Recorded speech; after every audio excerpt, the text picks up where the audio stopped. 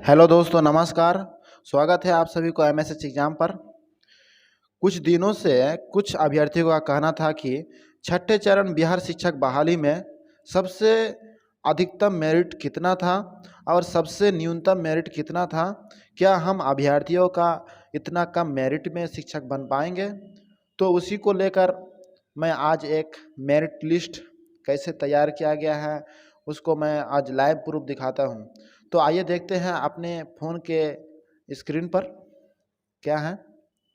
यहाँ देख सकते हैं, यहाँ लिखा हुआ है कार्यालय प्रखंड शिक्षक नियोजन इकाई बांद्रा मुजफ्फरपुर प्रारंभिक शिक्षक नियोजन 2019 से 20 वरीयता सूची वर्ग 1 से 5 सामान्य शिक्षक, यानी कि मुजफ्फरपुर जिला का यह सूची तैयार किया गया है। उसको मैं दिखाता हूँ आप लोगों को।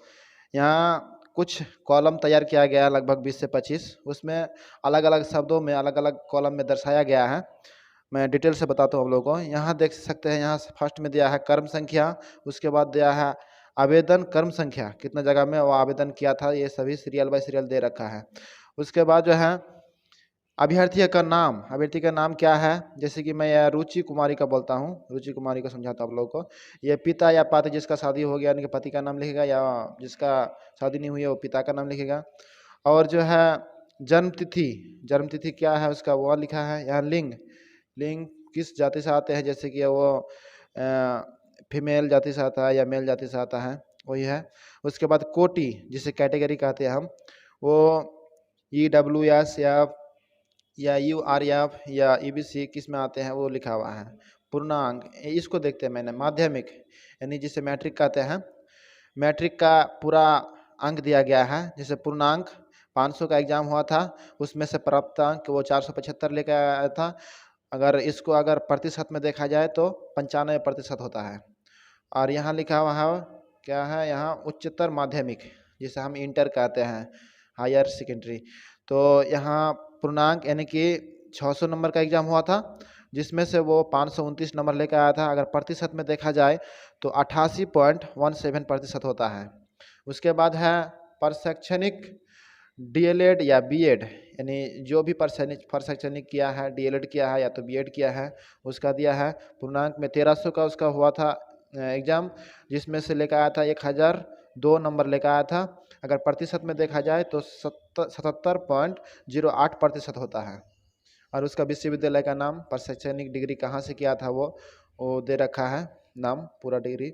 उसके बाद जो है शिक्षक पात्रता, शिक्षक पात्रता यानी कि TET दिए हैं या CTET दिए हैं या BTET दिए हैं, उसके बारे में जिक्र किया गया है। TET यहाँ या CTET।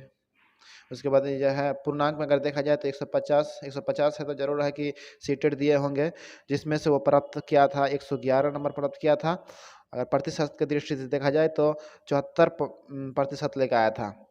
अधिभार, अधिभार में दिया है 4 नंबर, यानी कि जो मेरिट बनता है, मेरिट में 4 नंबर। वो पहले ही नियम तय किया गया था छठे फेज में कि अगर 105 या 10 से ऊपर नंबर लेकर आते हैं तो उसमें 4 नंबर दिया जाएगा मेरिट में, और 100 से कम लेकर आएगा तो 2 नंबर। तो और मेगा अंक, मेगा अंक दिया है यहाँ। मेगा अंक उसका जो तीनों यानी कि डिग्री का जो है, जैसे कि माध्यमिक और उच्च माध्यमिक और प्रशैक्षणिक जो DLED या BEd होता है, तीनों का परसेंटेज जोड़ करके 3 से भागा दे के इतना उसका आया, यानी कि 86.75% आया मेरिट मेघांक में। उसके बाद अगर यहाँ देखा जाए तो कुल मेघांक उसका कितना आया, कुल मेघांक आया 90.75, यानी 86.75 में 4 नंबर जोड़ा गया इसका CTET का जोड़ा गया है, उसमें से टोटल उसका हुआ 90.75। इतना कुल अंक मेरिट लिस्ट में बनता है। और देखा जाए तो सबका इसी तरह से है, सभी का इसी तरह से। इस सूची में अगर देखा जाए तो रुचि कुमारी की सबसे हाईएस्ट मेरिट है, जिसकी मेरिट 90.75% है। कुछ अभ्यर्थी का मन में यह सवाल है, चिंता है कि इतना हाईएस्ट मेरिट है तो लोएस्ट मेरिट कितना गया होगा। तो लोएस्ट मेरिट भी हम आप लोग को दिखाते हैं। लोएस्ट मेरिट भी बहुत ज़्यादा गया है, यानी कि 50% से भी कम गया है।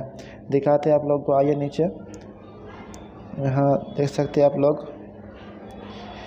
लोएस्ट मेरिट देख सकते हैं। यहाँ पे लोएस्ट मेरिट दिया गया है। सबसे नीचे देखेंगे कि नमिता कुमारी है। नमिता कुमारी का मेरिट लिस्ट है 49.73 उसका मेरिट लिस्ट बना है। तो ये सब बात नहीं है कि सभी का मेरिट लिस्ट हाई है, कम भी है। और ऊपर भी देख सकते हैं, यहाँ किसी का 50 है, किसी का 51, 52, 53, 54, 60 से नीचे के लगभग 100 में से 30% इतना के करीब 60 से नीचे ही है और बाकी सब ऊपर है। हाँ तो दोस्तों, इस मेगा सूची से हमें यह देखने को मिलता है कि अगर लगभग में देखा जाए तो 60 से 70% अभ्यर्थी का मेरिट 60 से 70 के बीच ही है। अब अभ्यर्थी का सवाल यह है कि क्या 60 से कम मेरिट वाला अभ्यर्थी शिक्षक नहीं बन पाएगा? हम तो कहेंगे कि 100% शिक्षक बन पाएगा। सरकार केवल फीमेल का सीट बचने पर मेल अभ्यर्थी का मौका दे दे तो कितना भी मेरिट कम रहे, सभी का नौकरी होना निश्चित होगा।